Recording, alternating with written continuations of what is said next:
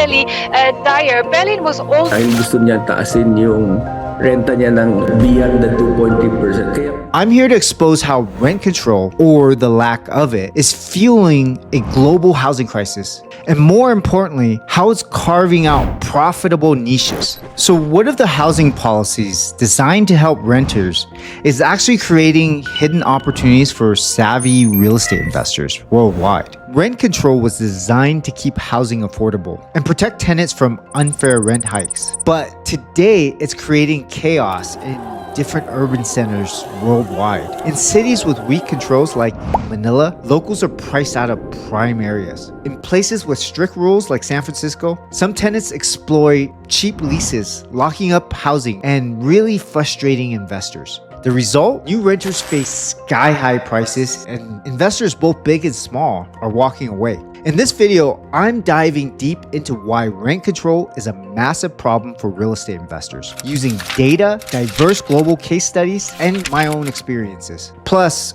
I'm going to share with you some proven strategies to turn these challenges into opportunities. Whether you're investing in Manila, LA, Porto, Tokyo, or anywhere in between, let's dive in. Rent control has four main components. First, it limits how much you can charge a new tenant. Second, it restricts how much you can raise the rent each year. Third, it forces you to renew the lease unless you have a legally valid reason not to. And fourth, it makes evicting a tenant much harder, even in tough situations. Rent control isn't new. It started in the US during World War I, when housing shortages and rapid urbanization set prices soaring. Cities like New York stepped in to protect tenants. By World War II, it went national. In 1942, President Roosevelt's Emergency Price Control Act froze rents to keep housing affordable for war workers and veterans. And landlords saw it as patriotic, but it set the stage for today's challenges. After the war, many controls were lifted, but cities like New York and San Francisco kept them. Today, about 182 US cities have rent control, which impacts millions of units. But as we're gonna see, these policies often do more harm than good for the overall market and the long-term housing supply. Rent control can be a lifeline for tenants. A 2019 Stanford study on San Francisco's rent control expansion showed it increased renters' chances of staying in their homes by 20%.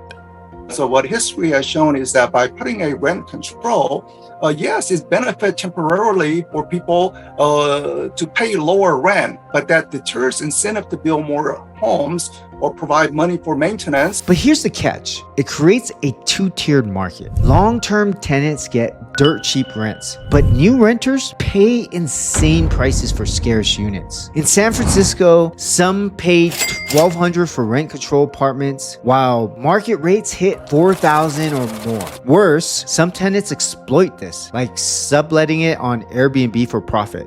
A 2020 report found thousands of rent control units in New York and LA being illegally sublet, locking out the locals. This isn't just a US phenomenon. Similar patterns emerge wherever rent controls exist without strong enforcement. So tenant advocates say rent control prevents displacement in gentrifying cities. Fair, but by freezing housing stock, it often makes affordability worse for newcomers, especially in competitive markets like LA.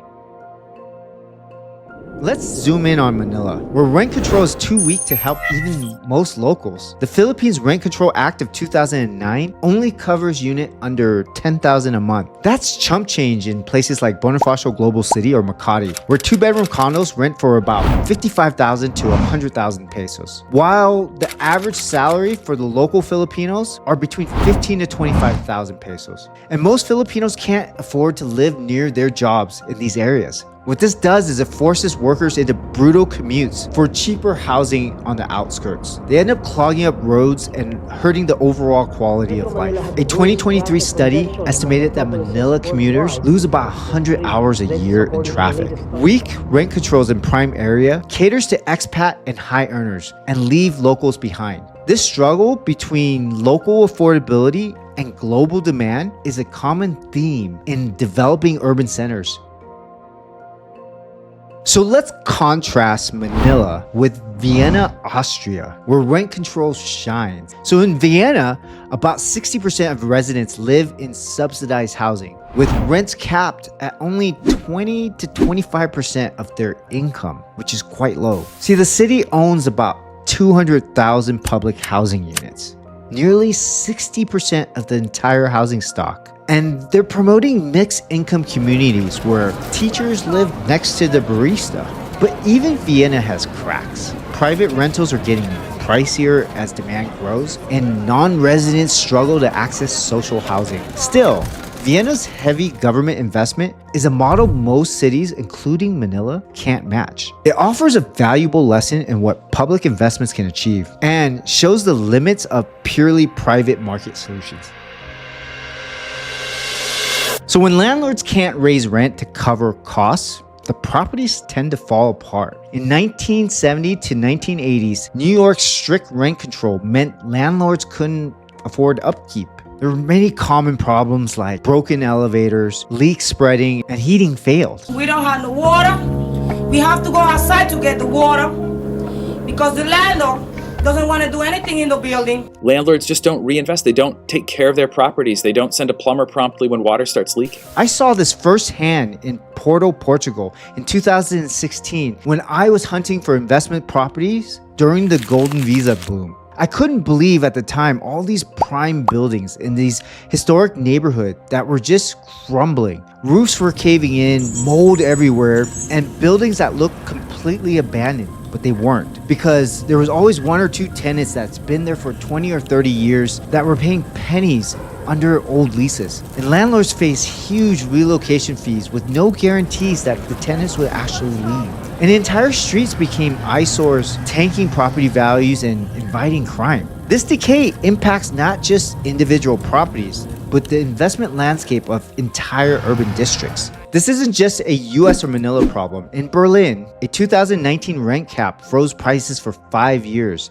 to curb soaring prices in rents. Investors stopped building and supply dried up. When courts struck down the cap in 2021 as unconstitutional, rents spiked between 10 to 20% overnight. A 2022 study showed that Berlin's vacancy dropped only 1%, making housing nearly impossible to find. So Berlin's a warning. Strict rent control can scare off investment, hurt renters and investors alike. It underscores the delicate balance required in urban planning and housing policy. So like I said before, rent control creates two markets, one for lucky long-term tenants and one for everyone else. In Silver Lake, Los Angeles, where I was recently shopping for properties, vacant 3-bedroom homes were renting for well over $6,600 per month, while rent control units nearby were going for like $2,300. I even toured properties near Beverly Hills. While the neighborhoods were beautiful, these 1920 buildings had tenants paying $1,200 for units that were worth well over $4,000 on the open market. And as a result, these properties had ancient plumbing, bad wiring, and when you walked inside, it wasn't very appealing. And some of these buildings that are old, with old tenants, they sat on the markets for years. Why? Because the math doesn't work for these investors.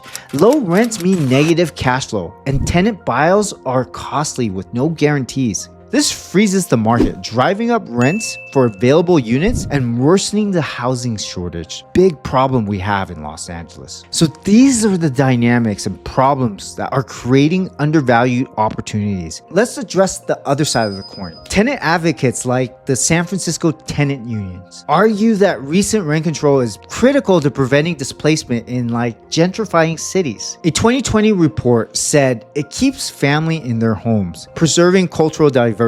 And they're not wrong. Evictions can tear communities apart. But here's the issue. By locking up housing, rent control creates inequality. New renters, often younger or lower income, face a brutal market. A 2019 study found that rent control can cut new housing supply by 15%, making affordability worse long term. And it's a trade-off that hurts more than it helps when viewed through the lens of the overall market health and the future supply of housing. So the big question is, how do you win?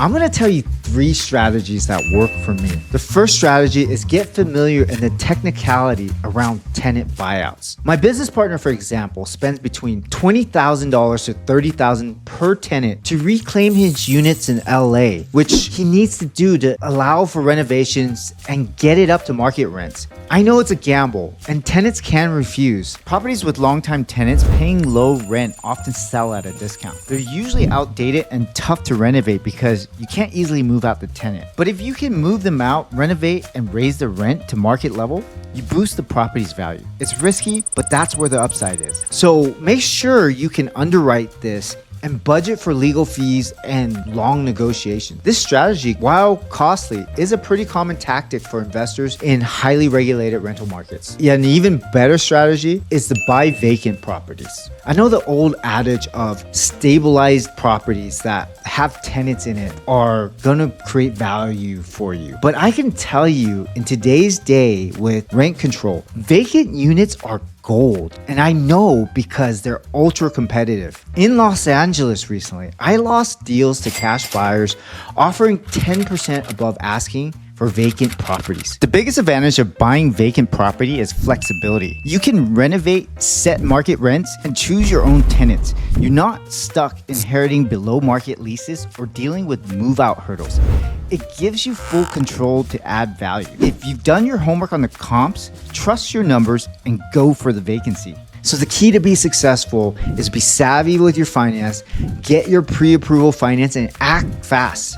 This principle applies universally. Liquidity and readiness are crucial in competitive hot markets. So the best strategy that I found is to find non-rent controlled properties. I recently bought a 2020 built double duplex, which is 4-unit in Los Angeles, and it's gonna be delivered to me fully vacant. What's great is I get to set the premium rents. I get to dodge tenant issues and inflation risks or inherit any bad and old tenants that are not up to market rent. Most of LA is under rent control, but if you buy a property built in the last 15 years, it's exempt. That means I can set rents, raise it, and choose whether or not to renew a lease. It keeps my cash flow strong, the property well maintained, and the value high. It's like striking gold. LA is one of the top US markets for capital appreciation, so this property is a long-term win. But my best tip for you is make sure you understand the local laws and policies. In LA, there's something called the Rent Stabilization Ordinance, otherwise known as RSO, and it applies to every pre-1978 building. So new properties are safe from these rental rules. So I'm telling you, it's critical that you do your due diligence and understand your local regulation, no matter what market you're in. And it's a universal requirement if you're an international investor, because you might be jumping into a new market. There's one solution that's obvious, but often overlooked: increased supply. The rental affordability crisis is a basic supply and demand problem. You can be part of the solution by building new units or repurposing existing space into rentals. Sure, development has its challenges. I'm talking about permits, construction costs, and regulatory hurdles. But in California, for example, it's getting easier. The state has streamlined the permitting process for accessory dwelling units, otherwise known as ADUs, making it faster and cheaper to build. Plus, most construction is exempt from rent control for the first 15 years. That's the state incentivizing you to create more housing and giving savvy investors a serious opportunity to add value and build wealth. So whether you're in Manila, LA, Porto, Tokyo, or any other global city, rent control or its absence can be a minefield, but it's also an opportunity for savvy investors. Don't let regulations scare you. Use them to find the gold mines. So have you faced rent control challenges in Manila or elsewhere? Drop your story in the comments. I read every one. Hit that like button, subscribe, and ring the bell for more real estate insights. And thanks for sticking with me. Let's keep this conversation global, and see you in the next video.